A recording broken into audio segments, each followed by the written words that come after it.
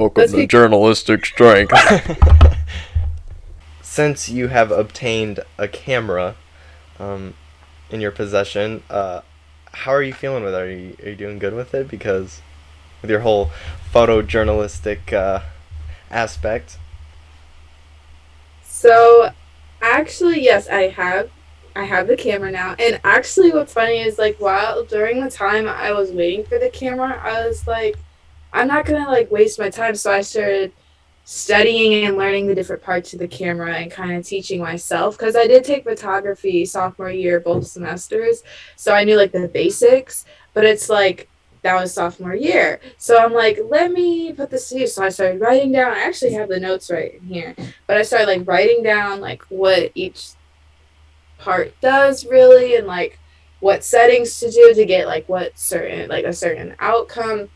So I was doing that, and then when I finally got my camera, I was like a little, I'm not even gonna lie, like I was a little like, okay, I have it.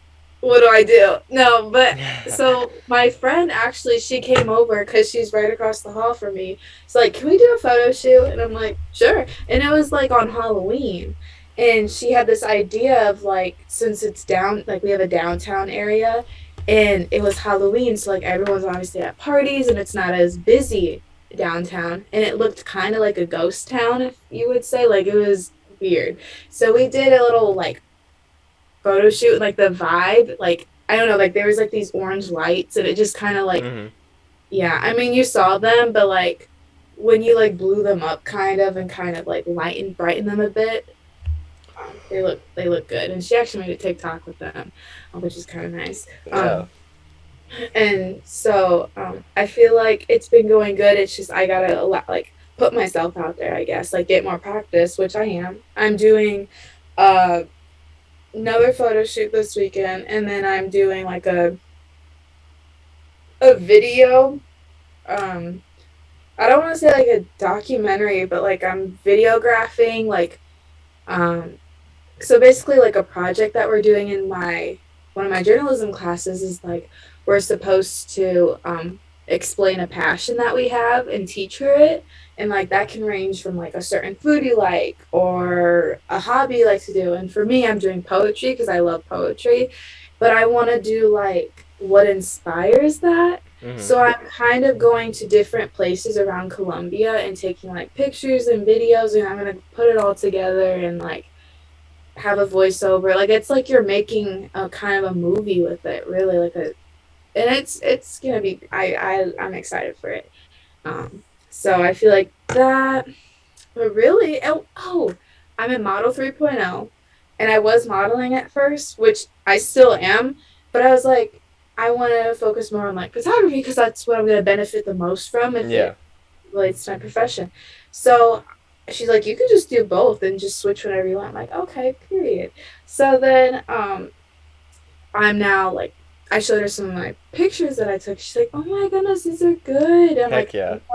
I'm like, girl, I touched the camera maybe 4 times, and, and so we have a photo shoot coming up for Model 3.0, and it's supposed to like introduce all the members in our club, and it's yearbook themed, so like high school yearbook themed, and you're supposed to like dress up like. Why is that key phone? Okay. You're You're supposed, good. you're supposed to like dress up like as like a certain like group, like the jocks, the cheerleader, like and I mean it's kind of basic, but they're gonna make it look like a yearbook. It's gonna be cool, and so like the photographers are gonna take pictures, but like also they want them to all look the same, so they're gonna have someone take our pictures, which is gonna be nice. So I have that tomorrow actually. So those are like my most recent things, and then really there's a lot of opportunities here. You just got to get them. And then also, so I'm going off topic kind of, but my church, like the founder of the church I go to, she wants me to do something for her family over Thanksgiving break, but I'm not leaving until Friday, so I should be back before they leave, if that makes sense. And Mm-hmm. she wants me to do like a photo shoot for them. So we're gonna That's see how exciting. that goes. Yes, and then I'm gonna help out with like promoting and advertising the church for that. So really it's just there's a lot of opportunities. You just gotta like like it's there's opportunities. It's just deciding if you want to do it or not, really. Yeah. Yeah, the fact that you have that many photo shoots coming up, whether it's like for family or not, like that'll teach you so much.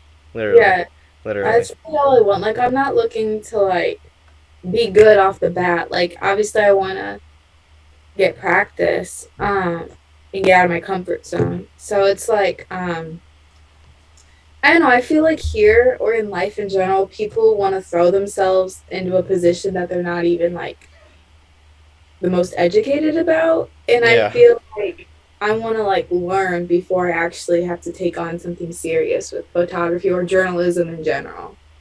Yeah. Yeah. Yeah, that makes sense. That does make sense. See, like a lot of the things that I feel like me and you are going through so far in our journey to become like a journalist is well, specifically a photojournalist, I guess, but is the fact that like I feel like when I started out by just taking pictures, but then quickly I wanted to be a photojournalist, right? Well, a lot of people don't like, you can't just like, it's crazy because like me and you, like, no matter, I bet like even right now or even after college, we can't just jump into like conflict photography because like there's so much that's not even photography that we'd have to understand. Like, Mm-hmm. I feel like even if I got to a point where I was so, I mean, I'm confident in my photographs now, but I would have to be like physically inept, right? And like mentally sane, calm, and like even like extra languages, right? Like I was just thinking about that. Like we can be so good at photographs, but I feel like there's also other things that we need to like gain, you know? Like it's such a crazy profession that like I mean it's always revolving, right? Because like let's say someone after the 9/11 attacks wanted to be a conflict photographer in like, you know, Iraq or Afghanistan or the Middle East in general, they would have to probably know a little bit of Arabic or whatever. And I'm sure like at that point in time in college they would be teaching that in those classes. But now we're at such a point where like I feel like we gotta like learn on our own because there is no like major conflicts happening currently that really involves us. And so like even though we take good pictures, the amount of stuff we will have to learn on our own is quite tremendous if that makes sense. Mm-hmm. Like cuz I don't know, like we'll like let's say the next conflict is with China for some reason, right?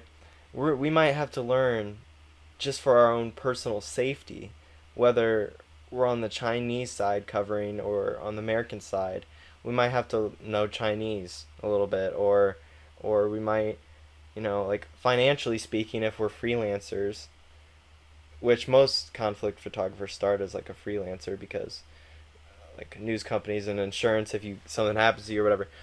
Um, I just think it's crazy, you know? Like, what do you think about that side? Like, because a lot of people don't really realize, like, the behind the scenes. I didn't until I really started thinking about it, like, a week ago. I feel like yes, like I agree with you. Like I feel like we're constantly learning through the experiences we have, and it's like we're not gonna know what big event's gonna happen until it happens. Like there might be like keys or like little things that kind of lead up to a big event, but it's really the stuff that throws you off guard that people want to see the most of. Mm-hmm. And so like my take on that is I feel like you're going to get put into a place that's not going to be the most comfortable. Like, you're going to get sent to places that aren't the safest for you. I know okay, so we had an alumna, her name is Jean Schifrin, and she's a photojournalist, and she's freelance now. She worked for big companies, and she stopped. Like she did not want to work for someone anymore because she did not get the respect that she wanted. Especially as a like the one of the companies she worked at, she was the first female photographer there, and or photojournalist there. And so, anyways, she recently, well, not recently, but like in the past 10, 15 years, she took a trip to Saudi Arabia And it was more of like a last minute thing because she wasn't intending to go there. Mm-hmm. But basically, she got snuck in, and it was like a guy was like, "Hey, if you want to get in, you got to go now, and you got to come with me." And it's like her and her colleague were like, "This is a one-time opportunity. Like, yes, it's not safe, but it's a one-time opportunity." So it's like you're kind of balancing that. Like, I feel like you can't have it both ways. Like, it's either one or the other. Right. Like, you're going to get sent to a dangerous place, but you're going to get the best coverage. And I mean, that's how it is. And And that excites me for some reason. it does. Like in Yeah. a I'm weird, excited. insane way. The idea of being able to cover like not because I want the world to have issues necessarily, right? But like I feel like if there are going to be issues, might as well cover them, right? Like and try changing that. Like I feel like obviously it's dangerous, right? And like a lot of people would call this job like is it really worth it type shit. But I think it really is because the amount of change that can come from one photograph of like anything, right? Like it just photos can have so much power. So like her getting snuck into that place obviously was extremely frightening, scary, and life bending. But like what came out of it was probably amazing, right? Like I mean I haven't seen her photos or whatever, but I'm sure it touched some people. And that's I'll the say goal. yeah. And the thing is, she came out with no photos because um it was so hard. She had to wear a burqa, um a burqa, which you don't see anything except like a mesh eye hole. Not even really that. So she had to take a picture through that, and that's one of like the best photos she took. And it's powerful because it's like you had to disguise yourself just to get that coverage. But it's also like when she was staying there, she was trying to ask a lot of the women about like their lifestyle, and like a lot of them couldn't really speak for themselves because it's such a patriarchal community. And it's not Saudi Arabia as a whole, it's the community that she went to. And I remember her saying how the husband was in the room and he would speak for the women, but when he was gone, she would ask them, and they would tell her things, but they chose not to because it's disrespectful for the husband, and they didn't want to like Mm-hmm. face any consequences. And there was a wedding that day, and that's a big thing because women don't normally go out on the streets unless there's like a big event like a wedding. And she's like, this is a one-time opportunity. So they were going to take her there, except the guy who snuck them in was like, we have to leave right now. And it's like, if you don't leave right then and there, you're going to be stuck there. Like, you're not going to get out. So she had to pass up that opportunity and leave. So I guess in that case, she did choose safety and security over coverage.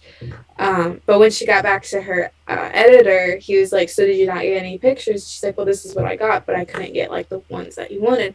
And he was like basically, he was like, "Why didn't you get?" Like he didn't really understand like the stakes that were what was at stake, and and the risks in general. And so I don't think that's like the only reason. I think like there's other reasons too why she kind of decided to go off on her own as a freelance. And I mean, that's probably one of it. She didn't like a higher authority telling her that she's not good enough when she's really good. I think the thing about freelancing is I think probably all photojournalists and all conflict photographers, all dramatic photographers, I think they probably all lean to be a freelancer in general or always be because like the amount of free range that you have to actually because each photographer, right, like you go in it most likely if you're a true, I feel like it, based on what I think, if you're like a true like artistic photographer,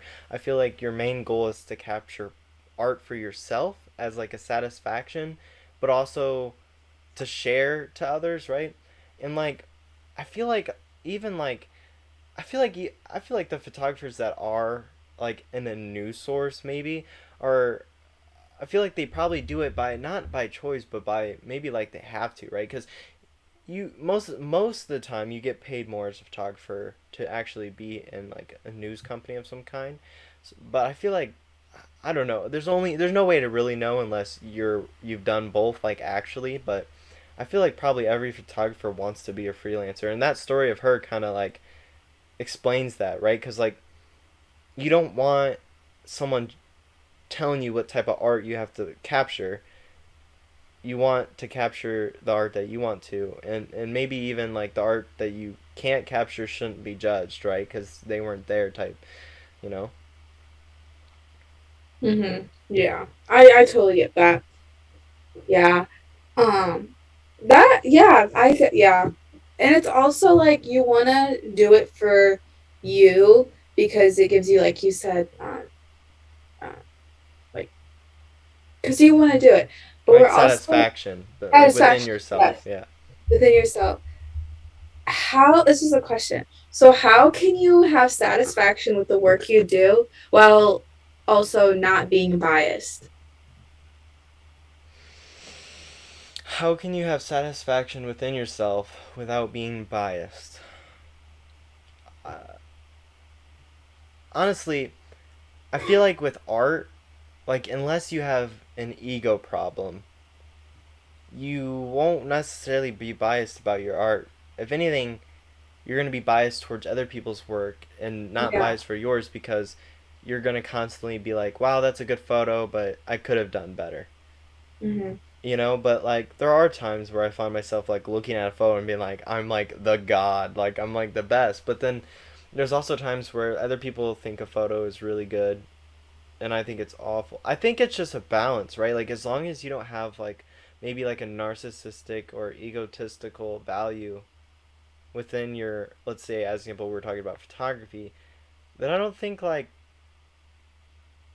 it really affects your satisfaction, like you know what I mean? Like because I feel like things burn out, right? So like let's say you take like an award winning image. And I'm gonna ask you a question. Like if you were to take an award winning image and it win a whole bunch of awards, right? A couple years later you might look at the trophy or whatever it is and be like, wow, that was cool, but it's really not all that anymore, right? Like I don't think you're gonna really be biased for your own work unless you have like an issue basically. What do you Hmm. think? Okay, I agree with that. I was kind of like leaning more towards like bias for covering other like okay, so for journalism, we're meant to be unbiased. We're not really trying to Oh, put our okay. opinion in it. Yeah. So it's like how do you have satisfaction with the work that you do while also not being biased by choosing which work to do, I guess. That's a tough one. Like if Yeah. cuz like if like let's say you're meaning to cover I don't know, let's say for some odd reason you really like Russia, okay? And you get sent there to I think this is what you're talking about. Like let's say you really like Russia but you're an American and you're sent there to cover what Russia's doing to Ukraine, but because you're like unconscious bias towards the fact that you like Russia, you portray your work more pro Russia versus pro Ukrainian. But like deep down, I would say like as example, Ukrainian you should side with them. Like are you talking about that? Like that type of bias Yeah, in your like work? if you're choosing your work based on your own bias, Yeah, that could be pretty toxic. even Uh though it's something you're passionate about or you yeah, interested well, in. like I feel like it has to like okay. It depends, right? Cuz like if you're talking about like nature photography or like something Yeah, like then that, that's like that's like whatever, right? Because it's your interest. But like I feel like if you're talking about like journalism, it can be pretty. It really depends on where you live too, and society factors. Like you know, mhm. I also feel like with environmental journalism, there could be um, a point of bias, like when it comes to, I want you to take pictures or cover this aspect of this place, not this aspect. So, like, you're glossing over maybe like there's some dry lands, or like, I don't know, like you're glossing over some important information, but like you they want, want you to cover yeah, this they want, frog, but you think this frog's cooler. That type of thing. or like, here's like poverty in here in this area, but we want you to focus on the successful area. So you're like making it seem like there's nothing wrong with that area when really there is. I feel like it has to do with morals when Yeah. because like obviously I don't care. I might cover the poverty, right? Like, why Mhm. show a place's success when there are still issues involved? Yeah. Like I don't know. I feel like it's maybe actually I don't know. Like maybe it's actually good to be biased in those scenarios Yeah. because I don't know. What do you think about that? Like if you were in that specific scenario that you mentioned. Honestly, I can't give you a concrete answer. I'm just kind of like rephrasing the questions that my journalist professors ask us because it really is hard to choose like morally and ethically what to do versus the fairness and what you're supposed to do as a journalist. So it's like you're going to come across situations where you have to choose like is this morally right? Like would I do this if I didn't have this profession? But since I have this profession, you know. So I really can't give you an answer because I'm still trying to figure that out myself. Like I feel like we're both really opinionated people Yeah. and it's like the more I learn about the field of journalism, the more I start to realize your opinions do not matter. You are there to tell the Hmm. facts. And there is journalism, like opinion articles, columns, like there is opinionated companies, but for the time being, that's just what we're told. So I really can't give you an answer. Like I think my answer is like I'm still trying to figure that out myself, like what to do, and I feel like it depends on the situation. Like yeah, I feel like it depends on the I think I situation. revised my answer. Now that you explain that, I think you're right because journalism is about honesty, right? So like if I were to go to a place that had a thriving metropolitan area and it was amazing and technologically advanced and cool, but then like let's say down the road there was literally a village and mud huts of poor people, right?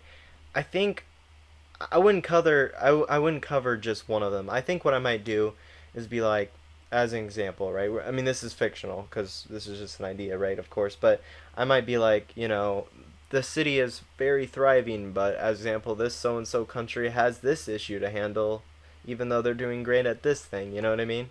I think that would be Mhm. a better suited. Still incorporating both. I Yeah, see. yeah. I think I would have to incorporate both. You know. Period. Yeah. I think that's how I'd actually do it. Mhm. Yeah.